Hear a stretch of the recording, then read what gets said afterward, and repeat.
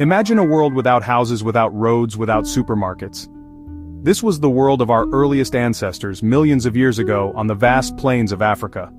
They were not quite like us, but they were the beginning of our story. These early humans, small groups of hunter-gatherers, were part of the wild landscape. They moved with the seasons, followed the herds they hunted. One of the biggest changes was the taming of fire. At first, fire was terrifying, a lightning strike. Then someone dared to control it. This changed everything. Fire gave warmth on cold nights, a ring of light that kept predators away.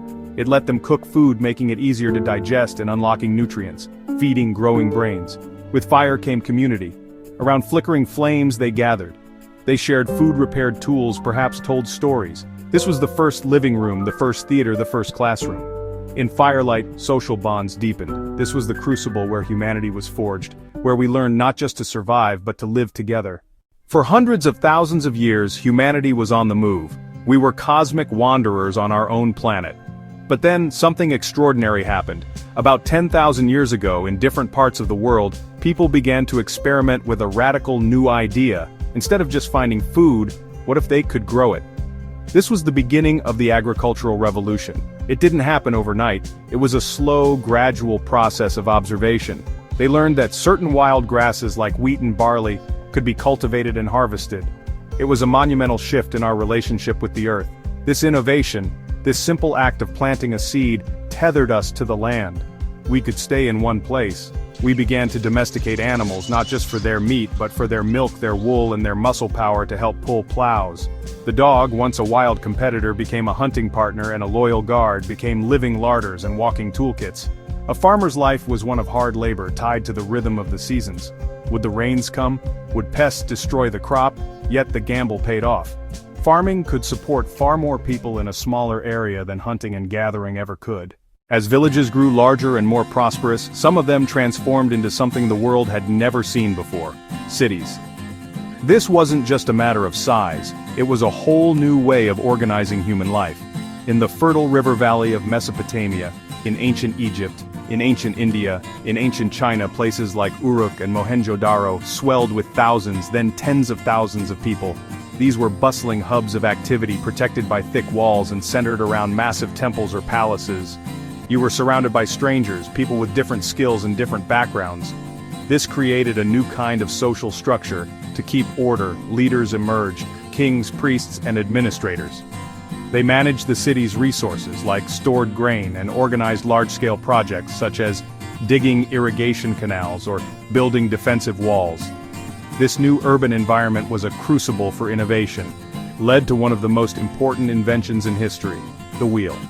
At first it was likely used as a potter's wheel for shaping clay, but soon, someone turned it on its side, put a pole through it, and created a cart.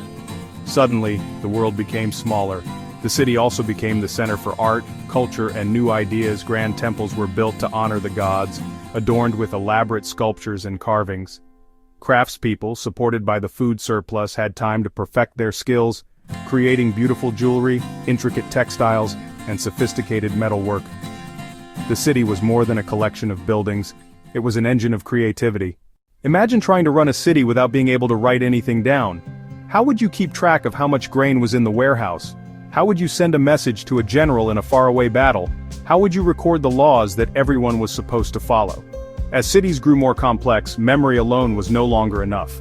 The need for a reliable way to store and transmit information led to another revolutionary invention: writing. It started simply, with pictures. A drawing of a head of grain could represent grain. A picture of a person could mean a person. How do you draw a picture of love? How do you draw a picture of belief? How do you draw a picture of honor? The real breakthrough came when the symbols began to represent not just things, but sounds. This happened in Mesopotamia, with a system called cuneiform. The Sumerians used a wedge-shaped stylus to press marks into wet clay tablets. Over time, their pictographs became more abstract. By combining these sound symbols, they could write down any word they could speak. It was a code for speech itself. The ability to write changed everything. It was like giving humanity a memory that existed outside the human brain. Laws could be recorded for all to see, creating a more stable and just society. Merchants could keep detailed records of their trades, leading to more complex economies. Rulers could keep chronicles of their reigns, ensuring their deeds would be remembered. History itself was born. In the lands watered by the Tigris-Euphrates and the Nile rivers, the first great empires of the world arose. This region, the Fertile Crescent, was a cradle of civilization. In Mesopotamia, the land between the rivers, Sumerians, Akkadians, Babylonians, Assyrians built magnificent cities and competed for power. They were brilliant innovators. They developed complex irrigation systems, charted the stars to create the first calendars, and divided the hour into 60 minutes. It was here that King Hammurabi of Babylon created one of the first comprehensive law codes, famously carved onto a stone pillar for all his subjects to see. To the west, along the banks of the Nile River, the civilization of ancient Egypt emerged. For nearly 3,000 years, Egypt was a land of remarkable stability and continuity, united under the rule of a divine king, the pharaoh. The Egyptians believed the pharaoh was a god on earth, and their entire society was organized to serve him in this life and the next. This belief inspired them to achieve incredible feats of engineering. They constructed the Great Pyramids at Giza, colossal tombs built with millions of limestone blocks, positioned with astronomical precision. The Nile River was the lifeblood of Egypt. Its predictable annual flood deposited a layer of rich black silt that made the land incredibly fertile. They developed a form of picture writing called hieroglyphs. They also made incredible advances in medicine, developing surgical instruments, and having a deep understanding of human anatomy, partly learned through their practice of mummification, to preserve the body for the afterlife. Far to the east, other great civilizations were taking shape along their own mighty rivers. In the Indus Valley and what is now Pakistan and India, a remarkable civilization flourished around 2500 BCE. Harappa, a masterpiece of urban planning. Mohenjo-Daro, a masterpiece of urban planning. Houses made of uniform baked brick streets laid out in a really neat grid pattern, the world's first known urban sanitation systems, with covered drains running right through the city. The people of the Indus Valley had a system of writing which still remains undeciphered to this day, leaving their beliefs and social structure a tantalizing mystery. Their trade network was vast, reaching as far as Mesopotamia. Later on, new cultures arose in India. Sacred texts called the Vedas a social system that would eventually evolve into the caste system Hinduism, with its complex pantheon of gods and its belief in reincarnation Buddhism, founded by Siddhartha Gautama, the Buddha, who taught a path to enlightenment and an end to suffering. Great empires like the Mauryan Empire under Ashoka would eventually unite much of the subcontinent, spreading Buddhist ideals of peace and compassion. Meanwhile, in the fertile basin of the Yellow River, Chinese civilization began its long and continuous story. Ruled by a series of dynasties, the Chinese saw their land as the Middle Kingdom, the center of the civilized world. They developed a unique writing system based on characters, where each symbol represents a whole word or idea. They also mastered bronze casting, creating intricate vessels for rituals honoring their ancestors. The Chinese gave the world countless innovations. Paper, gunpowder, the compass, printing, they began the monumental task of building the Great Wall, a project that would span centuries and dynasties.